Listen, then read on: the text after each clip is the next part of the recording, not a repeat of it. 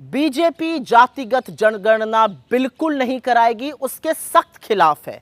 और ये मेरा कहना नहीं है, ये बीजेपी की सांसद, चुनी हुई सांसद कंगना रनौत जी ने कहा है। उनसे दो टूक सवाल पूछा गया था कि क्या जातिगत जनगणना होनी चाहिए, उन्होंने कहा बिल्कुल नहीं। पहले सुन लीजिए उनसे क्या पूछा गया और उन्होंने क्या कहा। जातिगत जनगणना होनी चाहिए? बिल्कुल भी नहीं। नहीं। तो देखा आपने कैसे बीजेपी की सांसद ने बीजेपी का इस मुद्दे पर स्टैंड क्लियर कर दिया है। अभी तक बीजेपी बचने की कोशिश करती थी, आनाकानी करती थी, इधर उधर इनको उनको दोषारोपण करती थी। अब पूरी तरह से साफ है कि जातिगत जनगणना बीजेपी नहीं कराना चाहती है। उनका मानना है कि बिल्कुल नहीं होनी चाहिए, क्योंकि ये बयान जो है ये किसी ऐरे गहरे नत्थु खेरे का नहीं है। ये बयान बीजेपी की एक चुनी हुई सांसद का है, और उस सांसद का है जिन्होंने अभी 24 घंटे से भी कम में बीजेपी के अध्यक्ष से मुलाकात की है। आपको याद होगा कि इन्होंने किसानों को बलात्कारी और हत्यारा कह दिया था।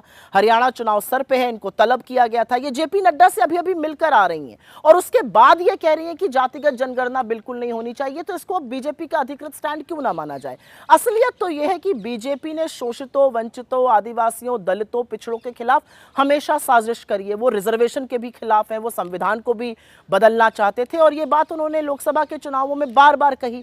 अब सवाल यह है, और पहला सवाल है, कि क्या जातिगत जनगणना की मुखालिफत बीजेपी का अधिकृत स्टैंड है? क्या बीजेपी उसके खिलाफ है? क्योंकि आपकी सांसद कह रही है बिल्कुल नहीं होनी चाहिए। दूसरा सवाल, आप कब तक दलितों का, आदिवासियों का, पिछड़ों का हक मारते रहिएगा? और तीसरी बड़ी बात यह है कि आप कितनी भी कोशिश कर लीजिए जातिगत जनगणना नहीं कराने की, जातिगत जनगणना तो होके रहेगी। आप नहीं कराइएगा, कोई बात नहीं, अगला प्रधानमंत्री कराएगा।